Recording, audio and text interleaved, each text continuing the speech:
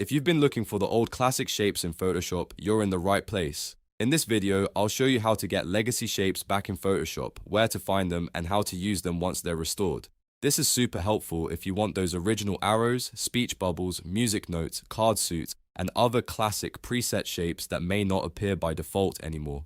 If this tutorial helps you out, please hit the like button and subscribe for more Photoshop tips, shortcuts, and easy how-to guides. Alright, let's jump in. First, open Photoshop and go to the top menu bar, click Window, then choose Shapes. This will open the Shapes panel on the right side of your screen. If you don't see the panel immediately, give it a second to load, because that's where all your shape libraries will live. Now look at the top right corner of the Shapes panel. You'll see a small menu icon that looks like 4 horizontal lines. Click that menu icon to open the panel options. From the drop-down menu, select Legacy Shapes and More. This is the setting that brings back the older shape folders that many users are looking for. As soon as you click it, Photoshop will add a new folder to your shapes list. You should now see a folder called Legacy Shapes and More appear at the bottom of the Shapes panel. Click the little arrow next to it to expand the folder. Inside, you'll find 2 main subfolders. The first folder is 2019 Shapes.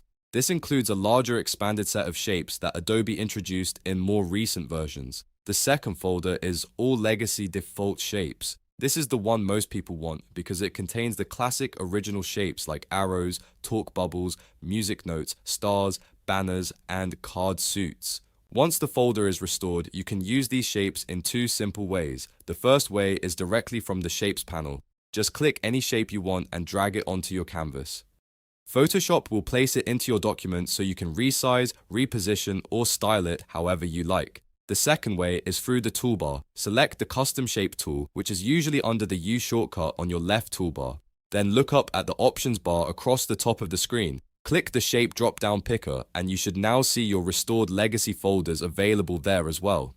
From there, just choose the shape you want and draw it on your canvas. You can hold Shift if you want to keep the proportions locked while you drag. This gives you much more control when placing classic Photoshop shapes into your design. And that's all there is to it. You've now restored the legacy shapes in Photoshop and learned where to find them whenever you need them. Whether you're designing thumbnails, icons, infographics, or creative graphics, having access to these old shapes can save time and give you more options.